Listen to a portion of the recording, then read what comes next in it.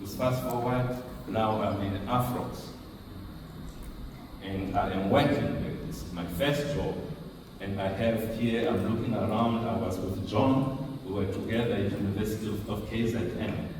And I know that John was not the sharpest knife in the drawer. I know for sure, when we were at the University of KZN. But John seems to fly here in this environment. What the heck? What is going on? Why is John moving so quickly? I mean, really, what is the problem? And you can say all sorts of things. It could be this, it could be that. I look at myself, maybe there's racism here. You kind of look at everything. But then said, no, let me pay attention. What is it that John is doing in this environment that I'm not doing? Then I realized that there are certain things that I'm doing. Nobody knows what is in my mind. I'm sitting there, quiet, not contributing in meetings. And each time somebody says something, oh no, this how I wanted to say that.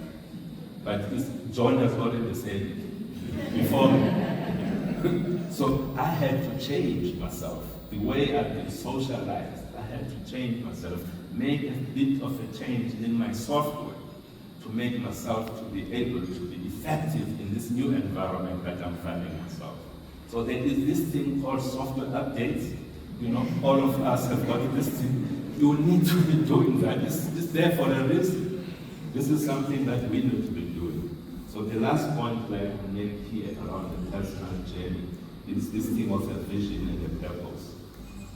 It is something that for me, there is this thing that my North Star is this purpose. Again, when I'm making decisions, how is this thing that I'm being called upon talking to my purpose? Is it aligned? If it is not, I'm sorry, I'm not doing it, you know. So this is something that each and every one of us needs to do. Okay, when it comes to leadership, leaders need to inspire others to dream more, to learn more, do more, and become more. This is what leaders should be doing. And I remember when Patricia was just getting up here, she challenged us, said that we need to make sure that when in a human-centric environment, there needs to be three things. One, people need to be skilled. Secondly, they need to be ethical. And thirdly, they need to be inspired. And having those combinations, the combination of those three things, to get the most out of people. Leaders need to be inspired. When I look at the people in ESCOM, one of the things that made me to want to go there, here are the people that are skilled. These are the best engineers. But the way they are walking around, they have no self-confidence. They have a negative self-concept. They feel like they are failures. They are leaders. When there are people standing up, they are leaders. They present themselves. They present them to the world as failures, as stupid people. Of course, that cannot be wrong. That cannot be right.